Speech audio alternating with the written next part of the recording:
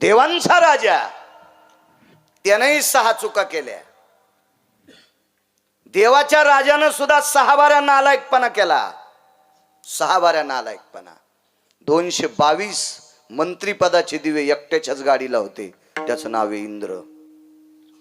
वरून खाली आलं, मान खाली घालीत पंढरपुरातल्या मालकाकडं, काशीतल्या मालकांकडं. माफ करा प्रभू, एक फार बेजार करते. ते जोपर्यंत तो हरामखोर मरत नाही तोपर्यंत प्रजा सुखी राहत नाही. काय करायचं नेमकं? काशीतल्या मालकानं सांगितलं, इंद्रा,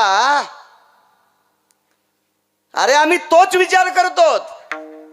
पंढरपुरातल्या मालकानं सांगितलं, आम्ही तोच विचार करतो की त्या हरामखोराला कसं मारायचंय. काही काही दुष्ट पृथ्वीवर जन्माला आले आणि सनातन संस्कृतीला बेजार करण्याचं काम या हरामखोरांनी केलं. आपला धर्म कलुषित करण्याचं काम त्यांनी केलं. सात्विक सदाचारी पुण्यशील लोकांना त्रास त्या मूर्खांनी दिला. या मूर्खाला संपवायचंय. नाना प्रयत्न केल्यानं तो मूर्ख संपत नाही. कारण ह्या दोघांच्या वरदानानंच काही काही हरामखोर माजून जायचे. शब्द कळतात ना माझे? जरा मराठवाड्यातले आहेत. तुम्हाला राग आला तर तुमच्या जिल्ह्यात आणू नका. तुम्हाला 30 गाव पठ्ठ्याल 36 गाव. मी काय भिकार चोट नाही, माग लागे नाही. नाही पटलं आणू नका. विठाला विठाला विठाला.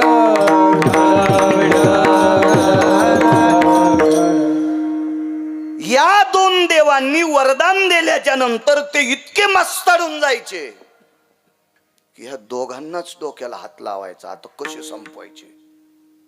हतबल झाले. एक महात्मा आला. त्या महात्म्यानं सांगितलं, प्रभू काही काळजी करू नका, याला संपवण्याचा प्रयत्न मी तुम्हाला लवकरच लवकर उपाय सांगतो. आणि गरुडाच्या कानात एक उपाय सांगितला आणि गरुड उड्डाण केलं. आणि या पवित्र देशामध्ये 350 पवित्र तीर्थ आहेत. त्याच्यापैकी एका तीर्थावर एक आश्रम होता. त्या आश्रमावर गरुड महाराज पोचले. काय वानू आता न पुरे वाणी. त्या आश्रमावर पोचले. तो आश्रम होता नर्मदा मैयाच्या उत्तर तटावर महर्षी दधीचींचा आश्रम. तिथे अश्विनी कुमारांनी साधना केली. अश्विनी कुमार म्हणजे देवांचे डॉक्टर, माणसांचे नाही.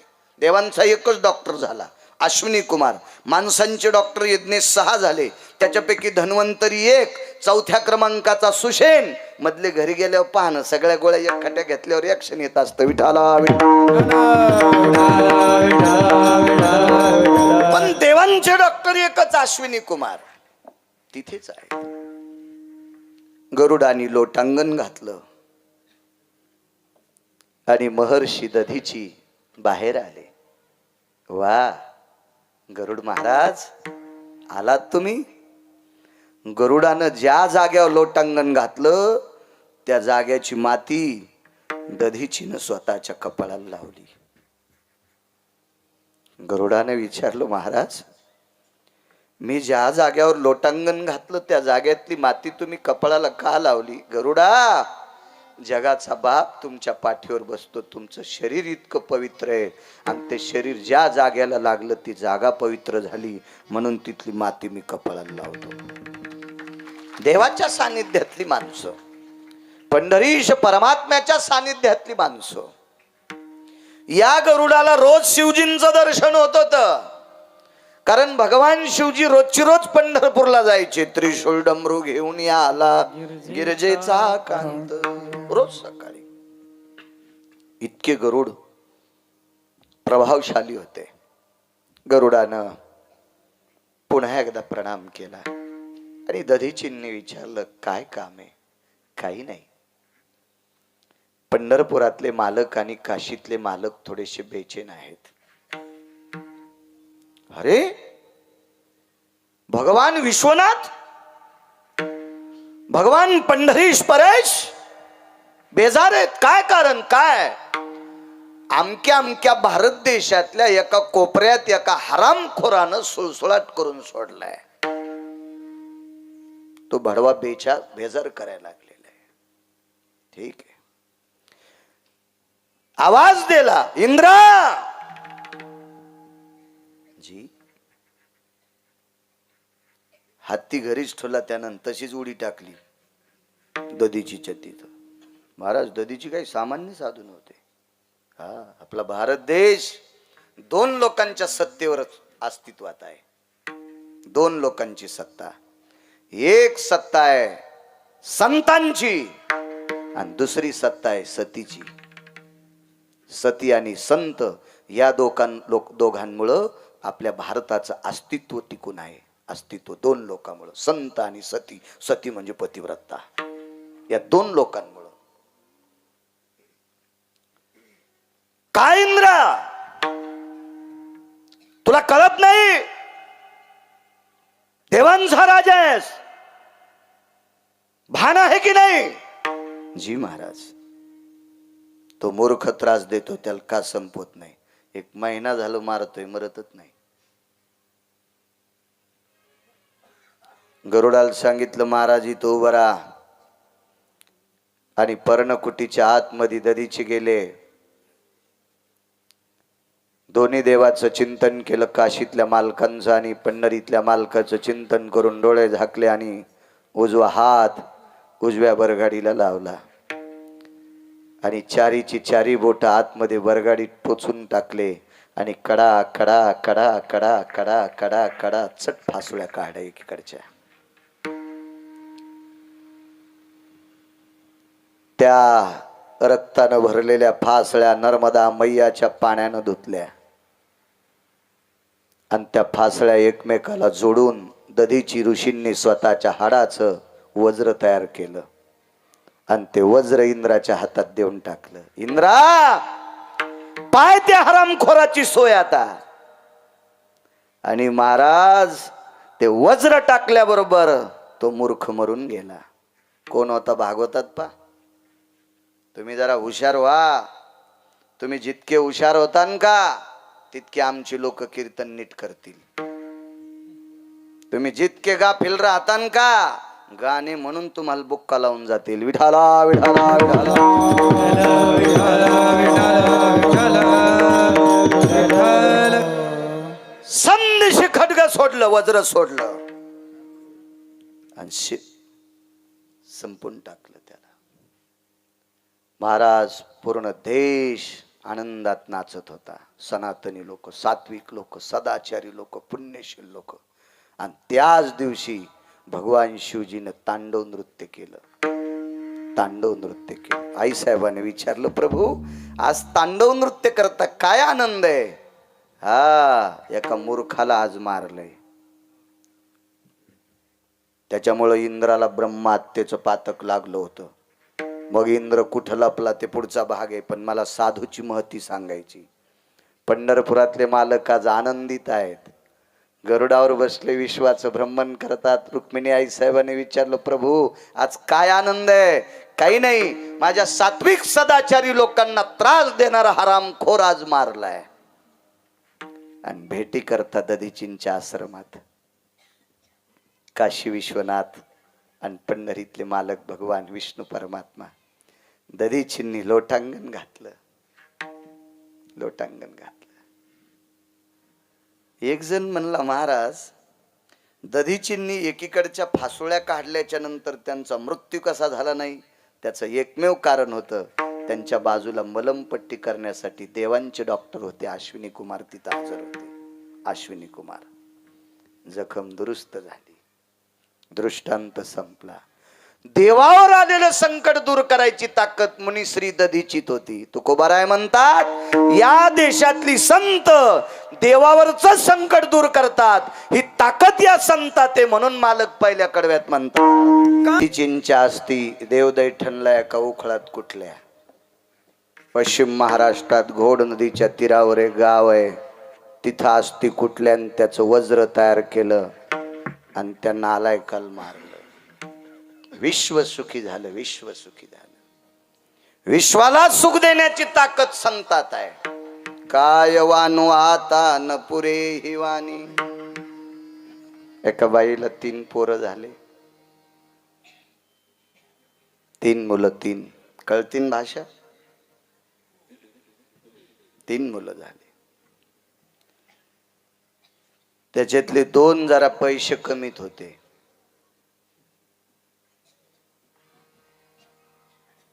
आणि एक जो ज्येष्ठ पुत्र होता, ज्येष्ठ मोठा मुलगा होता, त्याची जीभ थोडी जड होती.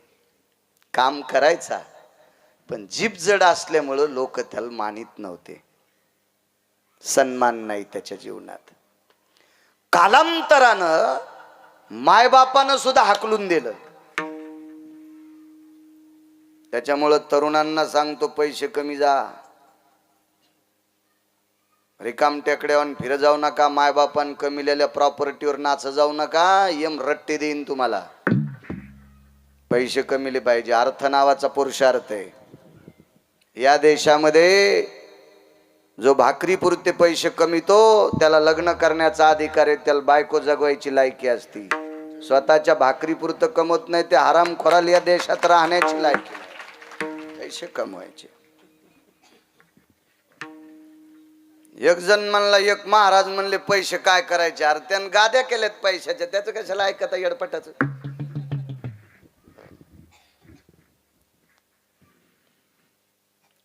बायको सुद्धा मानित नाही आणि पैसे कमिणाऱ्या नवऱ्या पुढे बायको बैलावानी झुलती. बैल कसा झुलतो, नंदी बैल, अशी बायको झुलती. मी सांगतो म्हणून नाही ऐकायचं. सदा शृंगार भूषणे कांतालवे बहुमाने नैवम गिरगावकर लिखितम. किंवा धनवंत पुरुषाशी स्त्री लवथव करी कैसी कुटका देखोनी सुनी जैशी पुच्छ हलवी नैवम गांजा कसम लिखितम. आळंदीतल्या मालकांचं वाक्य. बायको सुद्धा विचारित नाही पैसे संपल्यावर. हरामखोर पाहुणे तर लग्नाच्या पत्रिका देत नाहीत, आपलं वाजल्यावर आणि आपलं बरं चालल्यावर बर बर बर या बर, माझ्या मुलीला आशीर्वाद द्याल या बर का, माझ्या मुलाचं लग्न आहे, तुमची उपस्थिती पाहिजे, तुमचा आशीर्वाद पाहिजे. हो, याच्या आशीर्वादानं तू ह्या पोराला 11 पोरं होतील. घर कदरलंय त्याला, त्याचा काय आशीर्वाद घेतो, फक्त हे त्याच्याकडे. धनवंता लागी सर्व मान्यता आहे जगी, असा पैसा. अर्थ नावाचा पुरुषार्थ सांगितला. पैसे नाहीत, मायबापान काढून दिले. काय वानू आता न पुरेवानी सांगतो, काढून दिलं. गावात कोणी थारा दिला नाही. हळूहळू काढता पाय घेतला, गावातल्या ग्रामदेवतेचं दर्शन घेतलं आणि ती व्यक्ती फिरत फिरत फिरत फिरत फिरत पश्चिम महाराष्ट्रामध्ये देहू नावाच्या गावात पोचली. वेळ संध्याकाळची आहे, अंधार पडल्यावर भिक्षा मागता येत नाही, उपाशी पोटी आहे. पवित्र देहू क्षेत्रामध्ये अनंत पाप्यांचं पाप धुणारी इंद्रायणी मातेच्या तीरावर आतमध्ये प्रवेश केला, स्नान केलं आणि पोट भरून वंजळीनं पाणी पिऊन टाकलं. आज आपल्याला काहीच खाला नाही. दिसायला साधा माणूस होता, परिचय नाही. याच्याकरता कोणाच्या वसरीत दारात झोपावा तर लोक आपल्याला चोर म्हणून मारतील, म्हणून पवित्र इंद्रायणीच्या तीरावर तिथंच बसलेले. थोड्या वेळानं भजनाचा आवाज आला आणि त्या आवाजाच्या दिशेनं मंदिर गाठलं. त्या मंदिरात भजन चालू होतं, श्रीमंत श्री जगद्गुरु तुकोबारायांचं. मशाल पेटलेली होती, हे लाईट नव्हते. 450 वर्षापूर्वीचा प्रसंग आहे. मंदिरामध्ये भिंतीला पाड देऊन तुकोबारायचं भजन ऐकत होते. महाराज कितीतरी भाकरी खाल्ल्यावर जे पोट भरत नव्हतं ते तुकोबारायची वाणी कानानं श्रवण केल्याच्या नंतर तृप्तीचा ढेकच दिला. देवा, आज काय गोड ऐकायला भेटले रे. घरच्यानं हाकलून दिलेला माणूस तुकोबारायची वाणी ऐकायला भेटली. भजन आटोपलं, विना अडकून ठेवला, चिपळी खुंटीला अडकून ठेवली. मंदिरातल्या मालकांचं तुकोबारायनी दर्शन घेतलं. जाता जाता पाहिलं तर एक वाटसरू बसलेला आहे. कोण? प्रवासी आहे. कुठून आलात? अमक्या स्थळाहून आलोय. काय उद्देश आहे? काही नाही. घरातल्या लोकांनी हकलून दिले, याच्याकरता आसरा शोधतोय, कोणी ठेवतंय का कामाला म्हणून. जेवण इंद्रायणी मातेचं पाणी पेलं आणि तुमचं श्रवण केलं, भजनाचं पोट भरलं महाराज, पोट भरलं. नाव माहित नाही कोणी म्हणून तुमचं भजन ऐकलंय. वा महाराज, ज्या घोंगडीवर तुकोबराय चिंतन करायची ती घोंगडी रात्रभर त्याला झोपायला. नशिबान असेल प्रकाशराव, तुकोबरायची घोंगडी झोपायला. झोप बाळा याच्यावर. रात्रभर झोप घेतली, सकाळी उठून स्नान केलं, पुन्हा त्याच घोंगडीची घडी केली. तुकोबराय जिथं भजन करतात तिथं टेकून दिली, भिंतीला टेकन देऊन बसला. पहाटे तुकोबराय आले. तुकोबरायकडे एक नारळ आणि हार आलता. तो हार माऊली महावैष्णव ज्ञानोबारायांच्या समाधीवरचा हार होता, तुळशीच्या मंजुळेचा. तो तुकोबरायकडे आलता. आणि माऊली महावैष्णव ज्ञानोबारायांच्या समाधीवरच एक नारळ होतं, ते तुकोबरायकडे आलत. आणि तुकोबरायने ते नारळ एका पंडिताला दिलत. वेदांतिक शास्त्री आचार्य पंडित यज्ञेश अशा पंडिताला ते नारळ दिलं, गळ्यात तुळशीच्या मंजुळेचा हार घातला. पण ते पंडित अभ्यासानं फुगलेलं गंडल होतं. ते म्हणे मला इतके श्लोक पाठ आहेत, इतक्या ओया पाठ आहेत, इतका वेद पाठ आहे, एवढं शास्त्र पाठ आहे, इतकं पुराण पाठ आहे. ते कोकण्या मशिवानी फुगलं होतं. कोकणी मसड कळते तुमच्याकडे? इकडे म्हशीचा बाजार लय मोठा आहे तुमच्याकडे इथं जवळ. हा, मी भागवताला आलो ना राजेंद्र काका, त्यावेळेला आम्ही गेलतो ते एकदा बाजार पाहायला. हो, मला आवड आहे जरा गाईची म्हशीची, 4-4 पायाच्या. शेतीची पण चांगली आवड. मला सगळ्यात जास्त शेती आवडते, देवापेक्षा पण संतांपेक्षा शेती जास्त आवडते. 1 किलो काय गिरगाव करायच्या गोळ्या संपल्या काय, संतांपेक्षा शेती कस काय आवडती? म्हणलं सुंबळ्या तुला अक्कल आहे का? संत कळण्यासाठी तुळशीची माळ जिवंत राहणं गरजेची आहे, आणि तुळशीची माळ जिवंत ठेवण्यासाठी शेती लागती. बुवा शेतीत शाकाहार मिळतोय, आणि तो शाकाहार तुळशीची माळ जिवंत ठेवतो. आणि तुळशीची माळ जिवंत ठेवली की सनातन लक्षात येतो, आणि सनातन लक्षात आलं की ज्ञानोबाराय तुकोबराय कळतात, आणि ज्ञानोबाराय तुकोबराय कळाले की पंढरीतला आणि काशीतला मालक कळतो. आधी शेती कळावा. म्हणून किती मोठ्या शाळेत शिक्षण कॉलेजमध्ये घेता असताल तर रविवारी मायबापाचा घाम पाहाला शेतात जात जा, बायको जगवायची आकली येते. विठाला विठाला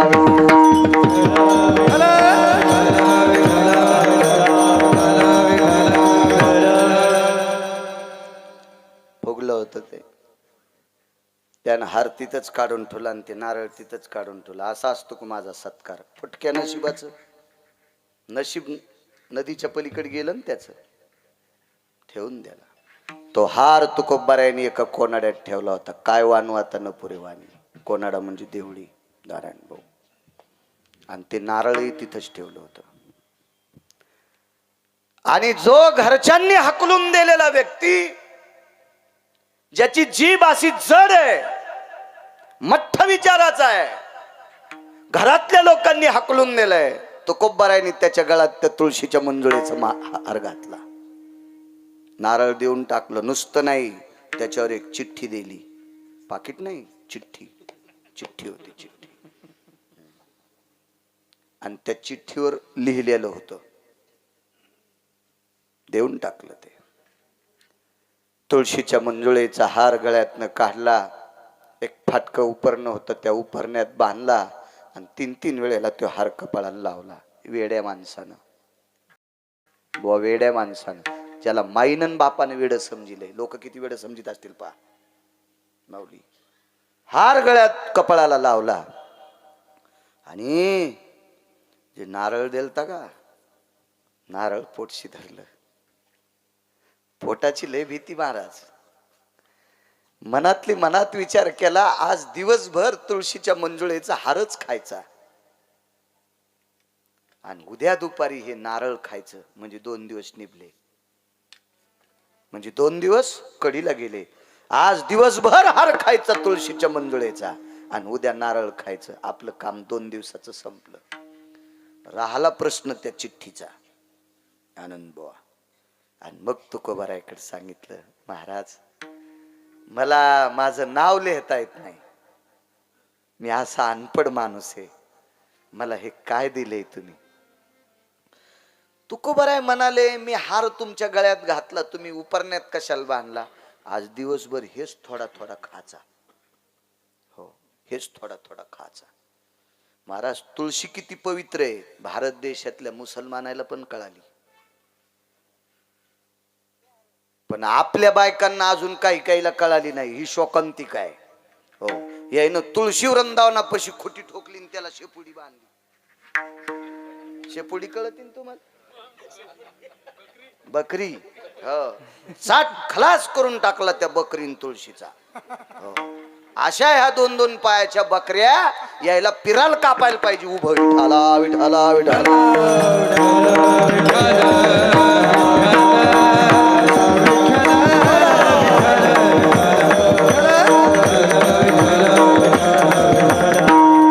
2 वर्षाच्या कोरोनाच्या कालामध्ये या महाराष्ट्राच्या या भारत देशातल्या मुसलमानानं सुद्धा तुळशीची पानं उकळून पिले, कोरोना होत नाही म्हणून.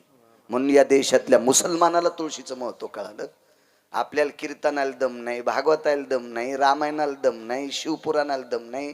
कहगुनियाचा किती महाराज मेल्यावर सुधरतान घाला मला गोळी. कशा करता बांधला रे तुळशीचा हार?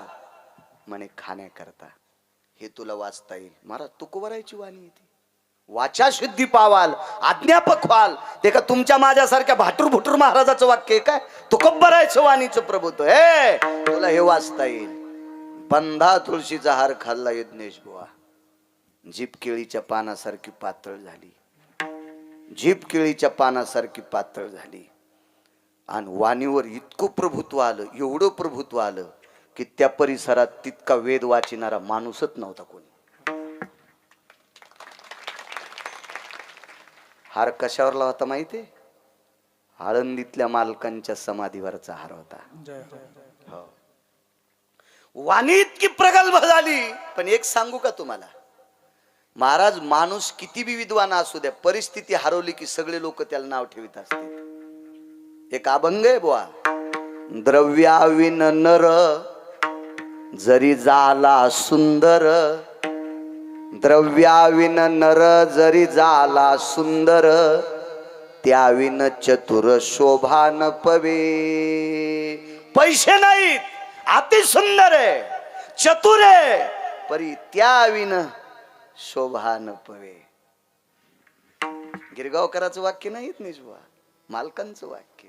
द्रव्याविन नर जरी झाला चतुर, त्याविन सुंदर सुंदर, त्याविन चतुर शोभा न पवे. पैशाशिवाय किंमत नाही. महाराज वेदांतिक झाला, शास्त्री झाला, पुराणिक झाला, आचार्य झाला, पंडित झाला, सिद्ध झाला, अनुरागी झाला, पण काहीच नाही ना. वाणी केळीच्या पानासारखी पातळ. आज फलारा करता केळीचे पात्र होते. खूप दिवसाच्या नंतर केळीचे पानं पाहायला भेटले. हो, पाटलांच्या घरी आणि आमच्या स्वागता करता बंध्या 2 केळीच उभ्या केल्या त्या बाजूला.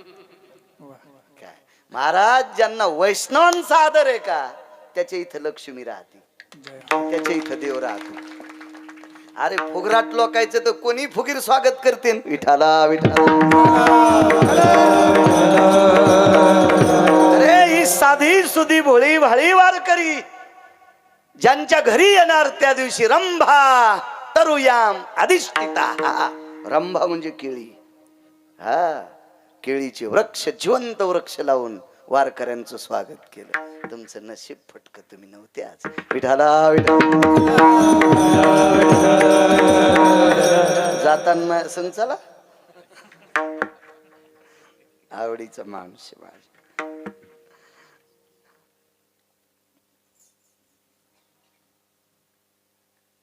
मग आता नारळ फोडून खायचं ठरिलं. बुवा त्याच्यात खोबरं नव्हतं. हा यज्ञेश, खोबरं नव्हतं त्याच्यात. मोहरा होत्या. अहमदाबादच्या सोनारानं त्याच्यात मोहरा घातल्या होत्या. बंद नारळ छिद्र केलं आणि त्याच्यामध्ये मोहरा टाकल्या. मोहरा आणि कणकीनं बंद केलं आणि ते ज्ञानोबाराच्या समाधीवर ठेवलं. त्याला काहीतरी गुण आलता त्या सोनाराला. आणि त्या पंडिताला नारळ दिलं आणि त्यानं नारळ तुकोबाराच्या अंगावर फेकून दिलं. भिकार चोट पंडित होत ना ते. त्याला 10-5 श्लोक पाठ केलेला गर्व होता. येडगळ होत ते. मला इतके श्लोक पाठ, मला इतके श्लोक पाठ. मग आमच्या अंगावर गाडी घालतो काय? हो ना. एक जण म्हणला मी गाथा पाठ केला. मग हा ना मला. अरे गाथा पाठ करणं, ज्ञानेश्वरी पाठ करणं परमार्थिक नाही.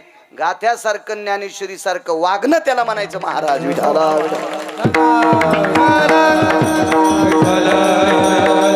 महाराज पाठांतर करणं हा बुद्धीचा प्रकार आहे. बुद्धीचा. ज्याची बुद्धी कापरासारखी आहे का त्याला पाठांतर होते. म्हणजे ते लय महाराज असतात का माऊली? नाही, काही नाही. बुद्धीचा प्रकार आहे. बुद्धीचा. मला शिव्या 250 पाठ येतात. मला 400 गाणे पाठ आहेत ट्रॅक्टरवाल्याचे. ऐकू ऐकू ते अख्ख्या जगाला बहिर समजित ट्रॅक्टरवाले. इतका मोठा आवाज. ट्रॉली मागच मुंडकच घेऊन कारखान्यात गेला. ते मोठाले आवाज करतात का नाही? म्हणून ते काच खाली केल्यावर मला कडवे पाठ झाले 450. बुद्धीचा प्रकार आहे. म्हणजे लय मोठा महाराज असतो का नाही? अभ्यासाचा प्रकार आहे. महाराज होण्यासाठी आचरणाचं कार्ड लागतंय. त्याला महाराज म्हणायचं. गाता फार सुंदर आहे ना. तमाशातले कमी गातात का? गाता लय आलं म्हणजे लय मोठा महाराज असतो का? तमाशातले कमी गातात का? आणि ठीक आहे, आपल्या कोण्या माणसाला ऑस्कर पुरस्कार भेटला? मला दाखव बरं एखादा. फिल्मी सृष्टीतल्या लोकांना ऑस्कर पुरस्कार भेटला. ऑस्कर पुरस्कार हा जागतिक लेवलचा पुरस्कार असतो. हो. आणि त्या देशातल्या आपल्या भारतातल्या मुसलमानाला भेटलाय. तो गायन क्षेत्रातला मोठा माणूस होता. गायन केलं म्हणजे महाराज असतो का? अद्याप नाही, अद्याप नाही, अद्याप नाही. फार चांगलं वक्तव्य केलं म्हणजे महाराज असतो का? महाराज विदेशात वक्तव्य करायला आपले लोक. याच्यावर नसतंय. या देशामध्ये त्या महाराजाला मानतात. स्वतःची पत्नी सोडून जगातल्या प्रत्येक स्त्रीला जो माय आणि बहीण म्हणतो त्याला महाराज. गाता येतन, कीर्तन चांगलं येतन, मस्त भागवत सांगतो, रामायण सांगतो. हे डंबुऱ्या, तुझी दृष्टी चांगली पाहिजे. दृष्टी. तुम्हाला एक सांगू का? 2 गोष्टी चुकीच्या करू नका. पाणी गाळून पित जा राजेंद्र काका, आजार होणार नाही. आम्हाला 8 दिवस बिस्लरीचीच बॉक्स दिल ते. आम्ही 4-5 जण असल्यामुळं ते खाली गेले ना. आम्हाला वरचा मजला राहाल द्याला. चांगला भाग आहे तुमचा. पाणी गाळून प्या, आजार होणार नाही. आणि हरामखोर महाराजाच्या पाया पडू नका, संसार जळणार नाही.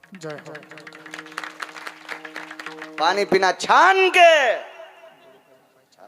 महाराज तपस. योग जन्माला कसा कळावा? अरे शेपुड्याला कळायला बेश्रमाचा पाला खाऊ नये. शेळी काय म्हणते तुमच्याकडे? बकरी. बकरीला कळत आहे बेश्रम खाल्ल्यावर संडास लागती. मग बकरीचा मेंदू केवढा के? आपल्या एवढा मेंदू आहे का बकरीला? मग बकरीला कळत आहे बेश्रम खाऊ नये. आपल्याला कळ न का बेश्रम महाराजाच्या पाया पडू नये? काय होतं माहितीये? पाणी जर चुकीचं पिलं तर आजार होईल. त्यासाठी डॉक्टर येत यज्ञेश. पण महाराज जर चुकीचा पाहिला ना तर पिढ्याची पिढ्या मातीत जातात. त्याच्यामुळे चुकीच्या महाराजांनी अभ्यास कमी असू द्या. हो, अभ्यास कमी असू द्या, त्याचं आचरणाचं कार्ड गोड असावा. अशा लोकांच्या पाय नसू द्या ना. सोर गाता येईल ते निघावे. ये हरी हरी. अरे गळ्यात तुळशीची माळा असावं, भगवंताचं नामस्मरण मुखात असावा आणि देवाविषयी अस्मिता असावी. तेची संत, तेची संत यांचा हेत विठ्ठले. काय ताकद महाराज. आशांच्या पाया पडा ना. तुमच्यातल्या 2% लोकांकडे पैशाचा लय जोर झालाय म्हणून तुम्ही भंगिऱ्यांना डोक्यावर घेतलं. हे तुमचे पैसेच पापाचे येते. विठाला विठाला.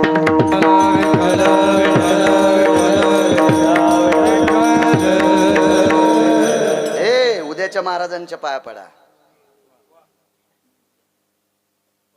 ज्या महात्म्यानं गायीची सेवा केली भारतभर, ज्या महात्म्याने पडलेली मंदिरं बांधली, दिसेल तिथं दिनदुबळ्यांची सेवा केली.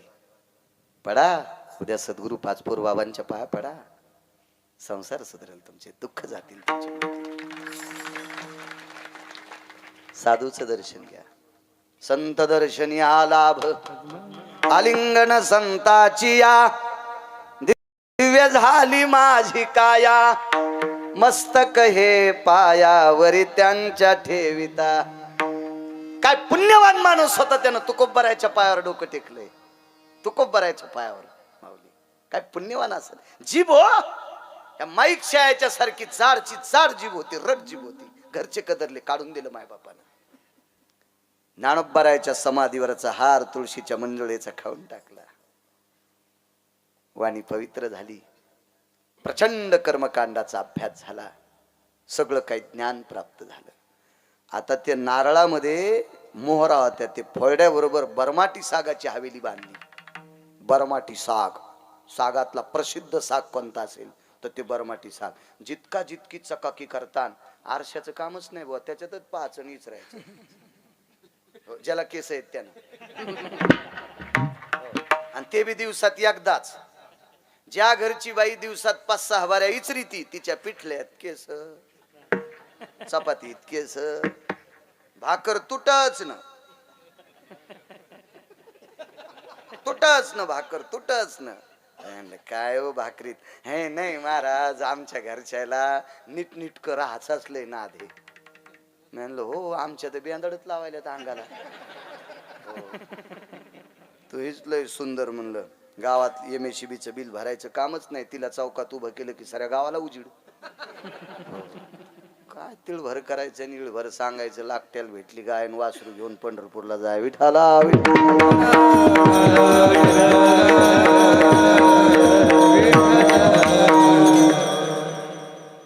बरमाटी सागाची हवेली बांधली. राहाचं काम संपलं, निवारा आला, विद्वत्ता प्राप्त झाली. आता लागन महाराज, रयतेचे राजा छत्रपती शिवराय. काय वानवातानं पुरेवानी सांगतोय. या देशाला 6 राजे मिळाले. 6, 7वा तुम्ही मी जिवंत आहे तोपर्यंत आपल्याला भेटणार नाही, कारण आपले नशीब तितके चांगले नाहीत. या देशाला पहिला राजा लाभला, चक्रवेद नावाचा राजा. मर्यादा पुरुषोत्तम रामचंद्रांच्या आजोबाच्या काळातला राजा. रामायणात वाचायचा नाही, दुसऱ्या पुराणात पहा. पुन्हा रामायण वाचिलं म्हणताना गिरगावकरांना कशातलं सांगितलं. हीच काहीच्यात माग आहेत माणसं. चक्रवेन राजा. त्याच्यानंतर राजा लाभले द्वारकाधीश श्रीकृष्ण परमात्मा. त्याच्यानंतर राजे लाभले विदुर. त्याच्यानंतर राजा लाभला कनक. यज्ञेश कणक नावाची फार मोठी नीती झाली. विदुर नावाची नीती फार मोठी. पण आपल्याला राजे ते भेटले दुर्योधन नीती वाचणारे.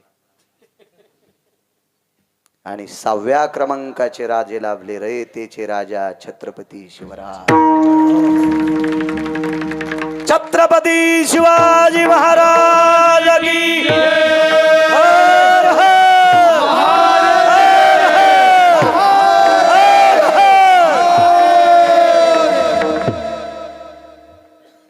19 तारखेला डोक्यात घ्या, डोक्यावर नका.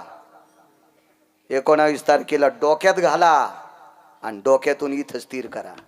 डोक्यावर घेऊन कोणी नाचायलेत आणि खिशाला अडकून कोणी नाचायलेत. हे लोक खिशाला आणि डोक्यावर ठेवायचे नाहीत, हे लोक डोक्यात ठेवायचे आहेत. हा राजा इथं ठेवायचा राजा आहे. ऐका महाराज, माऊली महावैष्णव ज्ञानोबरायाच्या समाधीवरचा हार खाल्ला. सरस्वतीची कृपा झाली बुवा. समाधीवरचं नारळ घेतलं, बरमाटी सागाची हवेली झाली, निवाऱ्याची अवस्था संपली. आणि तुकोबरायच्या त्या दिलेल्या चिठ्ठीचा प्रताप, ज्ञानोबरायच्या समाधीवरच्या हाराचा प्रताप, त्या नारळाचा प्रताप, रयतेचे राजा छत्रपती शिवरायांच्या देवघरातली पूजा त्या व्यक्तीला मिळाली. रयतेचे राजा छत्रपती शिवराय यांच्या देवघरातल्या पूजेचा मान मायबापानं हकलून दिलेल्या माणसाला मिळाला. महाराज, याच्यापेक्षा मोठा मान कोणता पाहिजे? आणि कोणाच्या कृपेने भेटला? ज्ञानोबराय तुकोबरायच्या कृपेनं महाराज ही संतातली ताकद आहे. जिथं मायबाप करू शकत नाही तिथं संत इतकं मोठं करतात. म्हणून मालक पहिल्या कडव्यात म्हणतात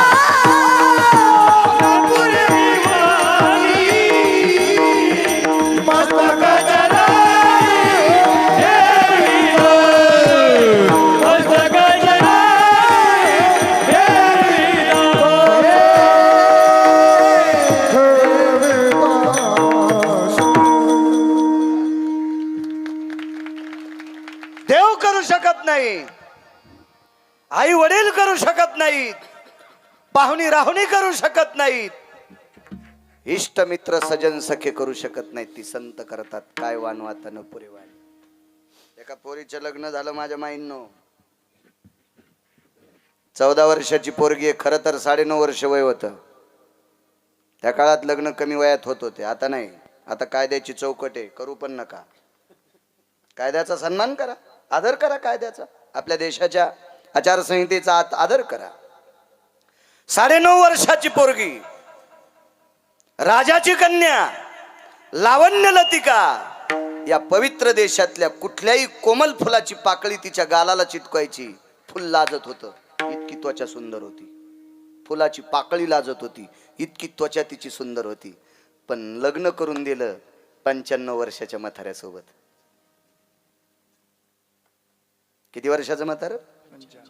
आंधळ नाही महाराज, डोळे फुटके. नुसतं आंधळ नाही, डोळे फुटके येत. 95 वर्षाचं म्हातारं फार वयस्कर असते म्हणून म्हणतोय. ते वय जास्त होतं त्या व्यक्तीचं. केस पांढरे नाहीत, पिंगट आहेत. काळे तर नाहीतच, पण पिंगट केस आहेत. जगजग झालेलं शरीर, डोळे फुटलेले. त्या डोळ्यातून कधी रक्त, मांस, घाणेरड पाणी त्या डोळ्यातून बाहेर पडतंय. अशा वयस्क जगजग झालेल्या म्हाताऱ्यासोबत 9.5 वर्षाच्या पोरीचं लग्न केलं. एका ठिकाणी 14 वर्षाचा पुरावा आहे, तरी पण लहानच झाली. 14 वर्ष म्हणजे काय फारशी मोठी झाली का मुलगी? ती लग्न केलं. ते लग्न म्हणजे अपघात होता जीवनातला. त्या पोरीच्या हाताने एक चूक झाली.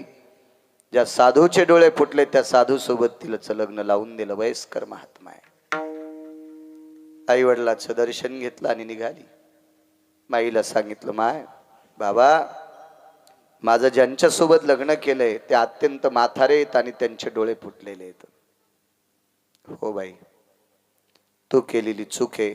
त्या चुकीमुळे तुला या म्हाताऱ्या पती सोबत लग्न करावं लागलं, पाणी ग्रहण करावं लागलं. काय वानवातानं पुरीवानी.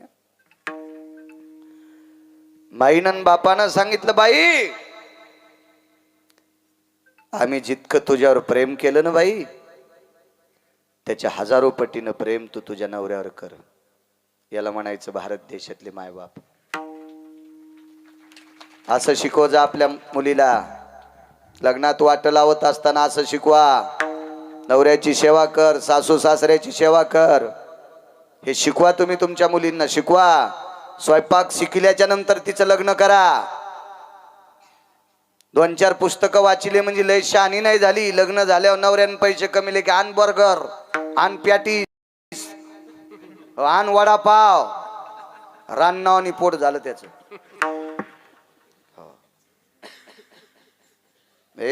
तुम्हाला भाकरी चपात्या आल्या पाहिजे त्या दिवशी लग्नाची अपेक्षा करा. लय शिकायला म्हणजे लय हुशार झाल्या का?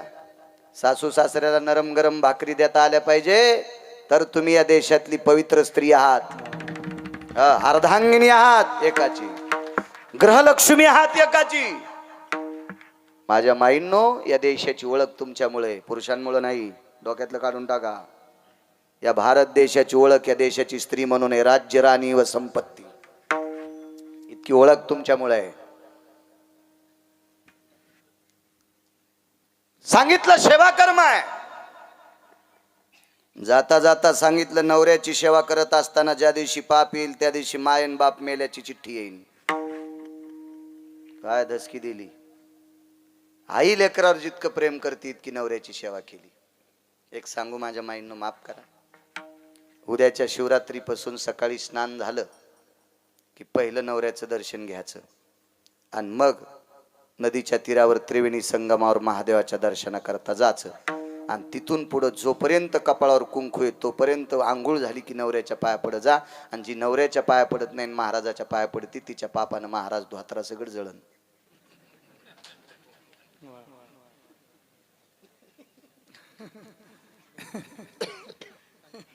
अधिकार नाही तुम्हाला. देवाच्या पण पाया पडायचा अधिकार नाही. नवऱ्याच्या पडत जा. नवऱ्याच्या पाया पडणारी बाई किती श्रेष्ठ आहे सांगू. तिची देवावरी सत्ता, तिची देवावरी सत्ता. नवऱ्याचं दर्शन घेणाऱ्या बाईचं 2 मालक ऐकतात. एक काशीतला मालक आणि एक पंढरपुरातला मालक ऐकतो. आणि जी नवऱ्याचं दर्शन घेत नाही का, तिला काशीत जरी जित्त पुरलं आणि चंद्रभागेत जरी जित्त पुरलं तरी तिला मोक्ष नाही. हा एक पुरुष आहे. पॅन्टीवाल्या होत. ज्याचे आई वडील जिवंत आहेत त्यानं रोज सकाळी आंघोळ झालं की मायबापाचं दर्शन एकदा. ते संजू पाटलाचा मुलगा पायी पायी पंढरपूरला गेलता. काय नाव आहे त्याचं? सनी. त्याला सांगणारे जाता जाता, गुरुवारी आदरणीय बेलदार वाडीकर माऊलींसोबत तो वारीला गेला. महाराजांचं फार मोठं काम आहे माऊलींचं. आम्ही ज्या वेळेला नर्मदा परिक्रमेला गेलोत ना त्यावेळेला बेलदार वाडीकर माऊलींचा मोठा आयशर टेम्पो मालानं परिक्रमावासी लोकांना भोजनासाठी किराणा तिथं आलता. मध्य प्रदेशमध्ये मोठं काम आहे गुरुवारी माऊलींचं. त्यांच्यासोबत तो परिक्रमेला गेला. याला पंढरपूरला गेला. मी मानेल त्याला. पण तो जर किमान आठवड्यात एकदा जरी आई वडिलाचं दर्शन घेत असेल तरच गिरगावचा बाळू त्याला मानेल. नाही तर वर्षाला एकदा पंढरपूरला पायी जात असेल बिना चपलाचा, मायबापाच्या पाया पडत नसेल तर गिरगावचा बाळ्या नाही मानणार. विडाला विडाला.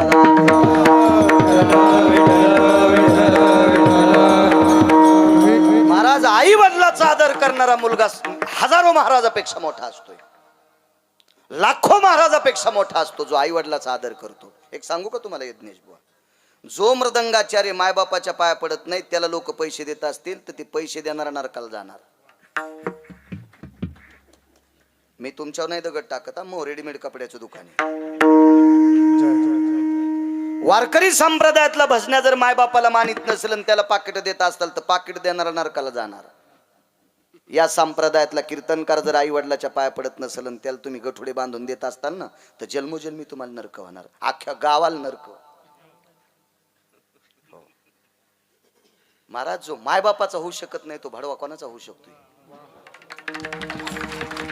ज्या माईनं 9 महिने पोटात सांभाळलंय, हा महाराज जन्म झाल्या स्वतःच्या रक्ताचं दूध करून पाजले. आपण ज्यांच्याकडे गेलो ते चिमुकला मुलगा होता, सनीचा मुलगा होता चिमुकला. महाराज ते चपात्या खातो का? त्याची ते केळीची शेती, ते केळी खाऊ शकतो का? आजची फराळाची आमटी खाऊ शकतो का? सफरचंदचे तुकडे खाऊ शकतो का? नाही. ते त्याच्या आईचं दूध पिऊ शकतोय. आणि त्याची आई स्वतःच्या रक्ताचं दूध करून आपल्या बाळाला पाजते. हिला माय म्हणायचंय महाराज. आणि त्या माईला जर मुलगा मानित नसेल तर ते हरामखोर महाराजाला मानीन कशावून करे? महाराजाला तर कहा फुकून देईन तो भडवा. उलट त्यानं जर महाराजाला नाही फुकून दिलं ना तर ज्या महाराज मायबापाच्या पायानं पडणारं पोरग संग ठुलं ते महाराज कव्हा मरल मिळत नाही त्याचा. शपथ खोट नाही. हो, कारण तितका पापी जगात कोणी सांगितलंच नाही. सगळ्यात पापी कोण असेल माऊली तर मायबापाच्या विरोधातला. हो, आणि सगळ्यात पुण्यवान कोण असेल तर मायबापाचं मानणारा. कारण मायबापाला मानणाऱ्यानं यज्ञ नाही, तप नाही, साधना नाही, काहीच नाही. फक्त आई वडिलाला मानल्यामुळं तो इतका मोठा झाला, त्याने इड भिरकावल्याबरोबर 28 युगापासून जगाचा बाप उभा आहे. सांगा बरं, पुंडलिकरायाने यज्ञ केलेला तुम्ही कुठं ऐकला का? तपश्चर्या केलेली नाही, फक्त आई वडिलाची सेवा. जगाचा बाप उभा केलाय किती युगापासून? हा, आणि किती युग पाठ आहेत तुम्हाला सांगा बरं आता याच्यातले? किती कीर्तन ऐकले तुम्ही? किती भागवत, किती रामायण, किती शिवपुराण? हा, तुमच्या देखता किती महाराज पण मेले. 28 युग तुम्हाला पाठ नाहीत ना? इथून सुरुवात आहे. वा वा वा वा वा वा वा. तुम्ही म्हणता तुला आहेत का? या बैठकीत विचारायला.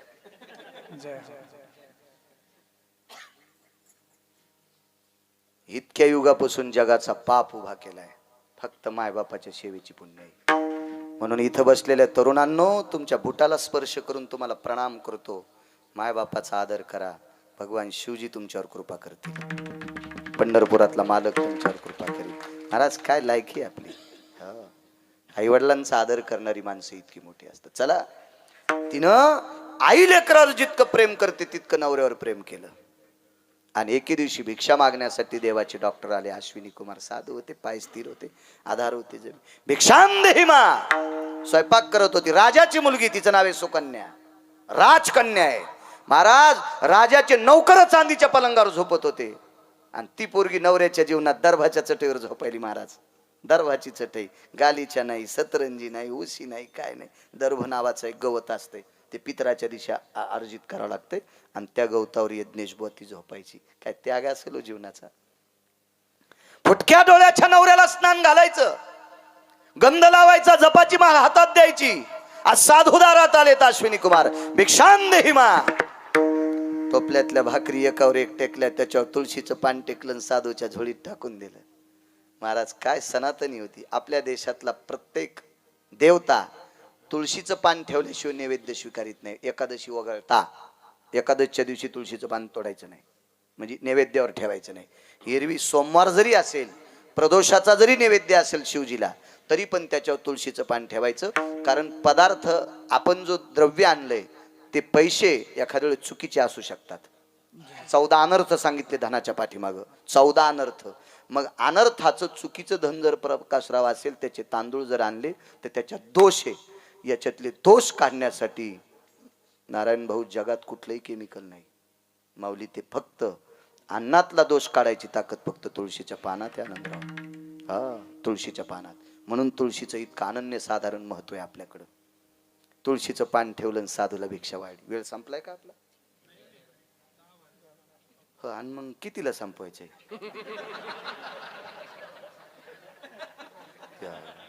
खानदेश मधली माणसं इतकी आडमुठ. विठाला विठाला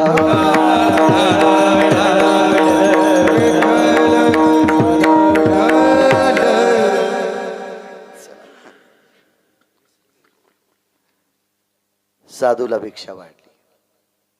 अरे साधू साधू आहे, ज्याचे 6 धुतलेत त्याचं नाव साधू आहे. ज्याचे 6 धुतलेत त्याचं नाव साधू. नुसता साधितोय हा हा हा हे तर साधू आहे. ज्याचे 6 धुतले तो साधू. काय दृष्टी. कपाळावरचं कुंकू पाहिलं, तिच्या गळ्यातलं मंगळसूत्र पाहिलं आणि पायातले जोडे पाहिले. ललाटम प्रपटले आर्जवा कुंकुमम तेजोभय व्याप्तीनाम भ्रतारे वच कोबवा. या कपाळाचा मालक कोण आहे. बोट केलं या पर्णकुटीत कपाळाचे मालक आहे. दार लोटल्याबरोबर पाहिलं तर आतमध्ये शिष्य आहेत. त्यांचं नाव होतं मुनिश्री चवन. चवन नाव होतं. चवन. चवन आवाज ऐकल्याबरोबर डोळे जरी फुटके असतील तरी मन मात्र स्थिर होतं. लक्षात आलं आपल्या गुरुजींचा आवाज आहे. रांगत रांगत आले गुरुजीच्या पायावर डोकं ठेवलं. फुटक्या डोळ्यातलं पाणी गुरुजीच्या पायावर अभिषेक केला. गुरुजी आलात, खूप दिवसाच्या नंतर भेटलात. वा. बसले अश्विनी कुमार खाली. साधूची ताकद किती मोठी. काय वानू आता न पुरे वानू. काय दर्जेदार संत आहेत आपल्या भारत देशातले. काय टोक हे संत आहेत. देव करू शकत नाही ती संत करतात. आणि मग विचारलं चवन डोळे फुटलेत. बायकोनं फोडलेत. लग्न झाल्या नाही. लग्नाच्या आधीच एका मुलीनं डोळे फोडे. माझ्या मुखारविंदातल्या तपाच्या तेजाचा शाप तिच्या अंगावर पडू नये याच्याकरता तिच्या बापानं माझ्यासोबत लग्न लावून दिलं. पुष्पवाटिकेत फिरायला गेली आणि एका वारुळाला छिद्र होतं. त्या छिद्रात काड्या घातल्याबरोबर साधूचे डोळे फुटले. त्या साधूचं नाव आहे मुनिश्री चवन. लग्न लागलं. तदेव लग्नं सुदिनं तदेव ताराबलं चंद्रबलं तदेव विद्याबलं दैवबलं तदेव लाभस्ते श्याम जयस्ते. काय गोड आहे का नाही. हे चटमंगलाष्टक फेकून दिले. ताई ग बाई ग म्हणजे नवरी नवरदेवा संग जाताना रडन ह्यो रडायला खाऊ दिन नुकती चांडाळा.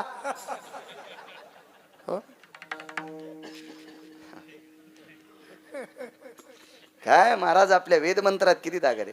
तदेव लग्नं सुदिनं तदेव ताराबलं चंद्रबलं तदेव. काय विधियांभयति सदिकालाय चंदपराभय जायन्ते वृष्णिर्भयति निधि जंगाना वृश्चय भयति निधि संगाना व्याप्त सुदायं खलंजनो व्याप्त सुदायन खलंजनो व्याप्त सुदायं खलंजनो वृष्णिर्भयति ज्ञानसुधा छंदभयाभय व्याप्तियो यज्ञिर्भयति यति संगाना कलुषित भययनि पिजायो कलुषित भययनि मति जायो कलुषित भययनि मति जायो. नाही माती कळू द्या पण मंत्र चळे थोडा धडची होय वेडा. दाखवते महाराज आपल्या शुद्ध मंत्रात. म्हणून आपला आजमा बाकीच्या धर्माची लोक तिळा इतकी सुद्धा चूक करत नाहीत. मुस्लिम धर्माचा भंगारचा धंदा करणारा आणि मुस्लिम धर्माचा सर्वोच्च श्रीमंत राजेंद्र काका त्यांचे नियम मोडत नाहीत. आपल्या लोकांकडे जराशी पैसे झाले न बुवा नियमाला तुडीत येत. नियमाला तुडीत येत नियमाला. आणि मग हे माईक हातात आल्यावर धर्माच्या गप्पा करतात. धर्म तू ह्या बापान निर्माण केला का सोंबळ्या. तू लायकी आहे का धर्मावर बोलायची. विठाला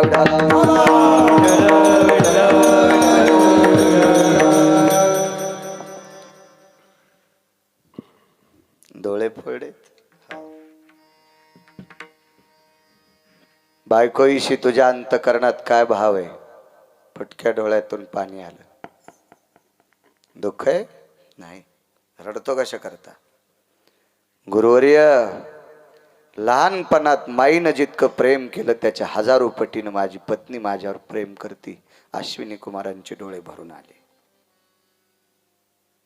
एक विचारलं चवन विच्छा काय. काही नाही गुरुवर्य. फार दिवसापूर्वी तुमचे पाय पाहिले होते. आज तुम्ही माझ्या पर्णकुटीत झोपडीत आलात पण तुमचे पाय बघण्यासाठी मला डोळे नाहीत. मला 1 मिनिटाकरता डोळे द्या. पाय बघू द्या आणि मग पुन्हा आंधळ करा. देवांचे डॉक्टर आहेत. 2, 4, 6, 9, 14 वनस्पती आणल्या, त्या कुटल्या, त्याचं पाणी काढलं, त्या पाण्यामध्ये कपडा बुडवला, चवणांच्या डोळ्यावर ठेवला यज्ञेश. चुटकी वाजूस तर हरणासारखे डोळे आले, हरणासारखे डोळे. कोण्या डॉक्टरची ताकद? अश्विनी कुमारांची ताकद. देवांचे वैद्य होते, देवांचे वैद्य. पाय पाहिले, डोळे बंद केले. अश्विनी कुमारांनी विचारलं, चवन डोळे बंद काय? वानवातानं पुरीवाणी सांगतोय, संतांचा पुरुषार्थ. का तू कुबारा म्हणतात मस्तक चरणी ठेवी तसे. अरे चवन डोळे का बंद केले? गुरुवर्य, मला फक्त तुमचे पाय पाहण्यापुरते डोळे पाहिजे होते. आता पाय पाहिले ना अंतःकरणात ठेवले, आता जग पाहायचं नाही. पण मी तुला आंधळ करू शकत नाही. तू मरशील त्या दिवशी डोळे जळतील. कारण ते अश्विनी कुमारांनी औषध दिले.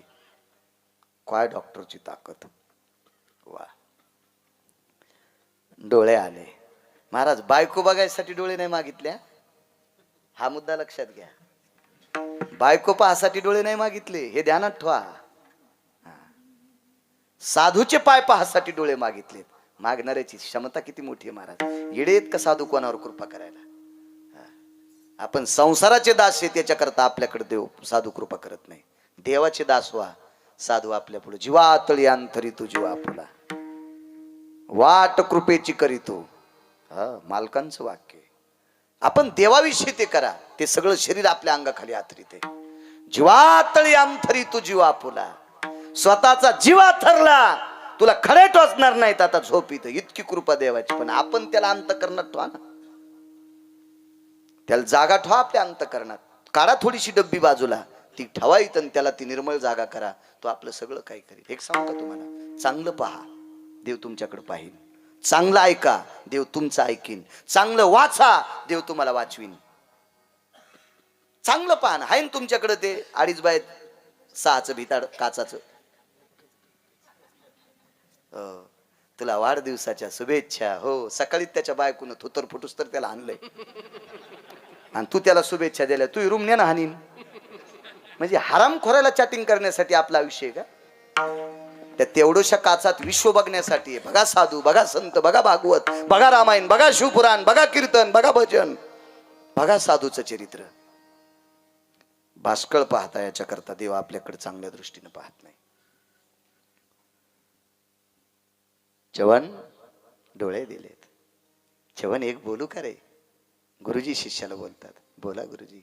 अरे 9.5 वर्षाच्या मुलीनं तुझा संसार करावा, तिला काय वाटत असेल रे? गुरुदेव, मला डोळे नसल्यामुळं वयाचं स्वरूप, तारुण्याचं, सौंदर्याचं मला काही कळत नव्हतं. मला एकच कळतंय, मी फुटक्या डोळ्याच्या माणसाला, 100 ओलांडलेल्या व्यक्तीला, 9.5 वर्षाची पत्नी स्वतः आई लेकराला भरवते अशी मला जीव घालत होती.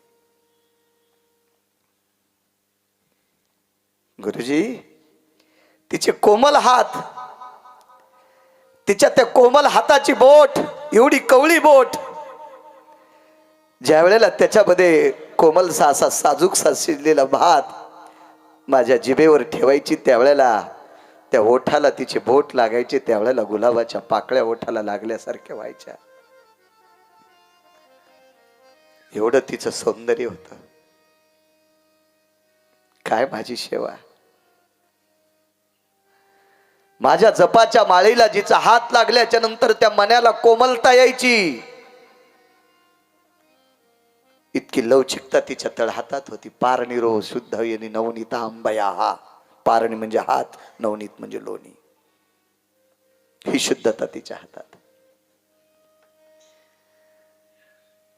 अश्विनी कुमारांनी सांगितलं, चवन हे तुझ्यासाठी ती किती असेल ते सोडून दे, पण माझ्यासारख्या वार करायला जिने भिक्षा वाढली ती किती मोठी आहे. तुळशीचं पान ठेवून भिक्षा वाढली, ती सनातनी आहे, आणि तिचा संसार असा वाऱ्यावर सोडणं मला बरं वाटत नाही. 52 वनस्पती एकत्रित कुठल्या यज्ञेश, 52 वनस्पती बुवा, आणि 52 वनस्पतीचं चाटण केलं, आणि 100 ओलांडलेल्या म्हाताऱ्याला ते चाटण चाटायला दिलं. चुटकी वाजूस तर 22.5 वर्षाचं म्हातारं झालं. त्या औषधीचं नाव आहे च्यवनप्राश.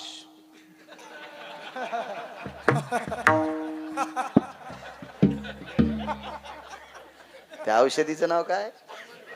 मी 150 किलो घालला कमरासाठी, पण माई कंबर तर काही नीट झाली नाही. मग वजन झालं 84 किलो. 1,09,000 गोळ्या खाल्ल्या बॉईल साठी. 1,09,000 गोळ्या. 10 लाख, 1 लाख चुकून बोललो. हो, 750 रुपयाचं मल्टीव्हिटॅमिनचं इंजेक्शन प्रत्येक आठवड्याला एक.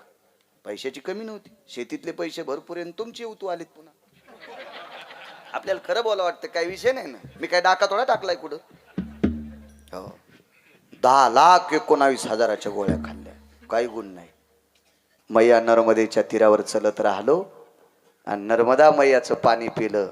महाराज, त्या वनस्पतीच्या मुळ्यांना घासून आलेलं पाणी ते अमृत आहे.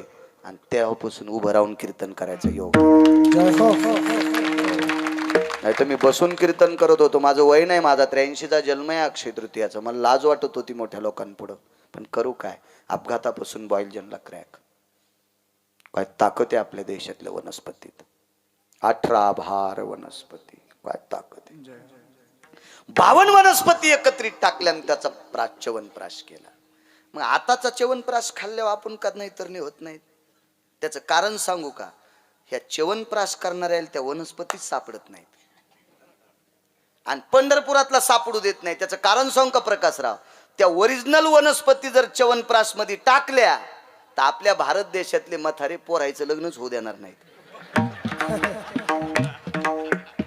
हो, म्हाताऱ्यानं च्यवनप्राश खाचा किती पोरगच, आणि पोराला म्हणून तू राव दी मवच. तदेव लग्नं सुदिनं तदेव ताराबलम चंद्रफलम. आणि हे दलिंदर म्हातारे म्हातारीला देणार नाहीत. म्हातारीला नाही देणार. म्हातारीला म्हातारच ठुतेन आणि हे खातेन आणि म्हातारीला दुसरी सवत आणतेन. तदेव लग्नं सुदिनं तदेव ताराबलम चंद्रफलम तदेव. माणसं कशी उकळली हो. आणि आधी चिंतन सांगितलं जसे पिराला कापायला न्यायचे असे बसले होते. भांगार सांगितलं की पण भांगार नाही. च्यवनांचं चरित्र आहे. आपल्या नशिबामुळे आपल्याला ते औषध भेटत नाही. 100 वलांडलेला साधू 22.5 वर्षाचा, डोळे गेलेला साधू डोळस, वय वर्ष 14.5. या वयातल्या मुलीचा संसार सुखात आला. काय वाटला असं आनंदाला पोरीला वाटला लावित असताना मायबापाला. आणि आज त्या मायबापाला च्यवनांची अश्विनी कुमारांची कृपा झाल्यावर जावाईन मुलगी पाहिल्यावर किती आनंद. महाराज एका राजघराण्याचा आनंद द्विगुणित केला त्या अश्विनी कुमार नावाच्या संतांनी केला. एकदा श्रुती नावाची पत्रकार आली आणि श्रुती नावाच्या पत्रकारांनी मुनिश्री च्यवनांना विचारलं, तुम्ही तुमच्या तपाच्या बळावर डोळे आणू शकत नव्हतात? नाही, माझं एका जन्मातलं पाप होतं. हिला विचारलं, तू राजकन्या आहेस, सुकन्या आहेस? नाव सुकन्या होतं. तू हे का? ती म्हणली, माझंही प्रारब्ध फुटकं होतं, मी साधूचे डोळे फोडे याच्याकरता मला हा पती भेटलेला आहे. आमचं प्रारब्ध आहे. आणि प्रारब्ध संपवायची ताकद काशीतल्या मालकात नाही. इथंच मंदिर आहे गंगेच्या तीरावर, नदीच्या तीरावर. हा, महाभगवान शिवजीच्या हातात ताकद नाही. आणि प्रारब्ध संपवायची ताकद पंढरपुरातल्या मालकाच्या हातात नाही. प्रारब्धाचा बायोडाटा चुलीत घालून पुढच्याचं भलं करतात ती संत असतात. आणि अश्विनी कुमारांनी भलं केलं, एवढी संतांची ताकद आहे. म्हणून मालक पहिल्याकडे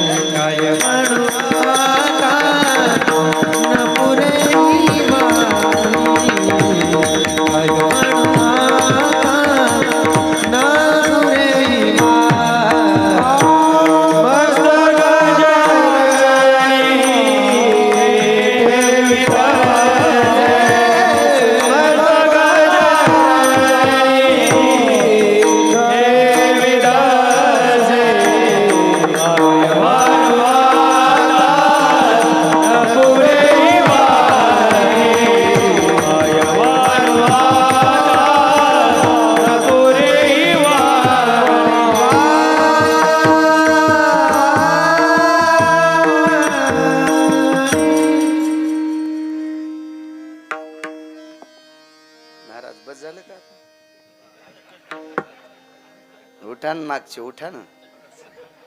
काय पेटीता गिरगावच्या बाळूला काय माणसं गेले बाबा. राजे हो, तुम्हीच माझी श्रीमंती आहात. महाराज, वक्त्याला किती जरी अभ्यास असेल तर त्याचा वक्तेपणाचा सुढाळपणा कोणामुळे शोभत असेल तर सात्विक श्रोत्यांमुळे शोभत असेल. महाराज, तुम्ही जर आमच्या पुढे नाही बसलात तर आम्ही कोणाला कीर्तन सांगायचे. प्रभू तुम्ही महेशाची मूर्ती, कृपाळू आहात. एक मुद्दा मांडतो छोटासा, तेवढं झालं की मात्र पुरे. मुलगी झाली एका व्यक्तीला, मुलगी, मुलीचा सन्मान असावा आपल्या भारत देशामध्ये.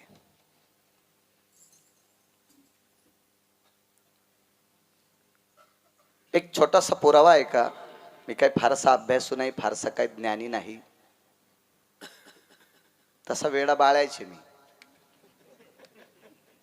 फक्त इथं उभं राहिल्यावर ब्रह्मकन्येचं मला सलाईन येतंय सरस्वती मातेचं, म्हणून तुमच्या पुढे बोलतोय. एरवी माझ्यात आणि येड्या बाळ्यात काही फरक नाही. नावही बाळ आहे, जरासं येडलाई झाली कोण.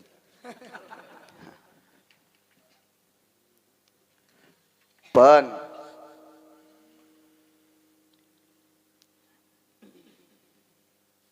या देशात कोण्याही व्यक्तीला जर मुलगा झाला तर बापाचं नाव लागत नाही. पत्रिकेवरच म्हणत नाही बरं मी, पत्रिकेवरच म्हणत नाही. पत्रिकेवर तर लावत असतं चिमाजी, गोमाजी, कापसे,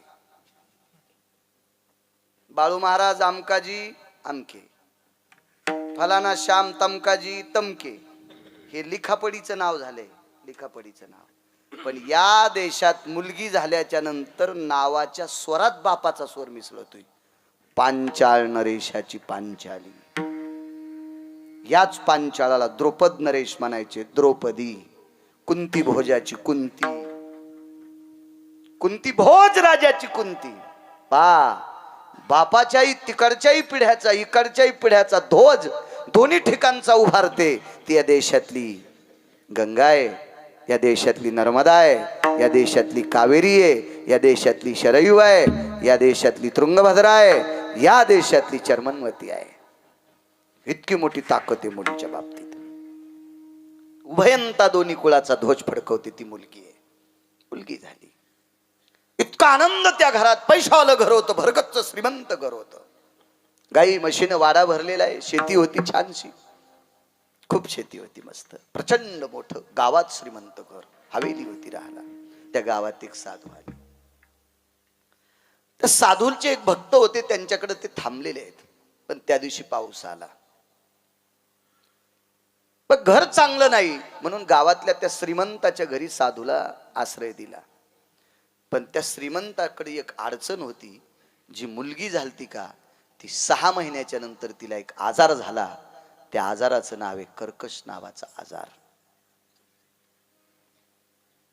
मुलीचं वय 7 सव्वा 7 वर्ष होऊन गेलं. आजार कसा आहे माहिती महाराज, तो कर्कश नावाचा आजार आहे. 7.5 वर्षात तिला झोपच नाही बुवा. दिवसभर अर्धा दिवस आजीनं सांभाळायचं आणि अर्धा दिवस आजोबानं सांभाळायचं. राहिला प्रश्न रात्रीचा, तर आजच्या रात्री आईनं जागून रात्र काढायची, उद्याची रात्र बापानं जागून काढायची. म्हणजे 7.5 वर्षातले 6 महिने 4-5 दिवस जर सोडून दिलं ना तर काका अख्खं जीवन घरच्या लोकांना तिनं जागिलं. इतका त्रास तिचा घरच्या लोकांना, इतका त्रास. पण जिवंत व्यक्ती करता काय, आपला भोग आहे. याचं कारण सांगू तुम्हाला महाराज. एवढं सात्विक कुटुंब, तऱ्हातऱ्हाच्या तात्विक लोकांना विचारलं आमच्या घरात हिचा जन्म असा का, हिला आजार का. त्याचं कारण सांगतो. चुकीची आपत्ती घरात त्यावेळेला जन्माला येत असतात की ज्या घरातली लोक घरातल्या ज्येष्ठ लोकांना वेळेला भाकरी देत नाहीत, म्हणून त्या घरातलं त्याचा असं निचरा करण्यासाठी हे जन्माला येतात. म्हणून घरातल्या वडील लोकांचा अपमान करायचा नाही. घरातल्या ज्येष्ठ लोकांचा अपमान केला की काय होतंय, आहा कटा त्याचे करीती पितर, आहा कटा त्याचे करीती पितर वंश दुराचारी पुत्र झाला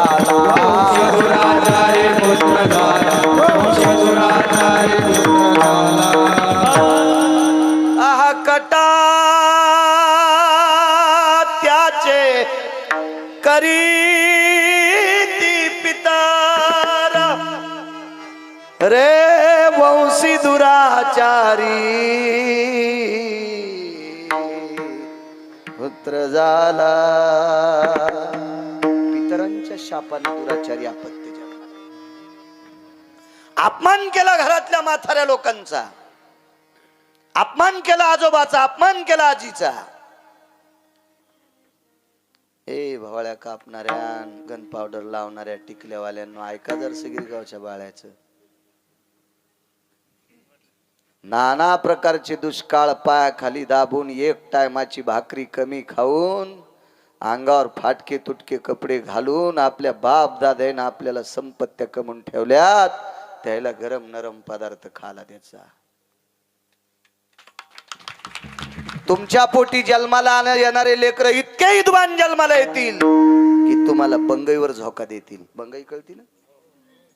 हो. नाही तर तुम्ही जर घरातल्या लोकांना धोका दिला ना तर ते तुम्हाला आशे चोके देतील.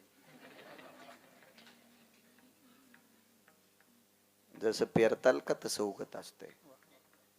मी पुन्हा एकदा सांगतोय, नाही कोणाला दान करता आलं तरी नका करू, पण ज्यांनी आपल्यासाठी संपत्ती कमवली त्यांना जीव लावा. पंढरपुरातला मालक आणि काशीतला मालक तुम्हाला जीव लावेल. काय करता महाराज? लोकांना दाखवायसाठी नाटक.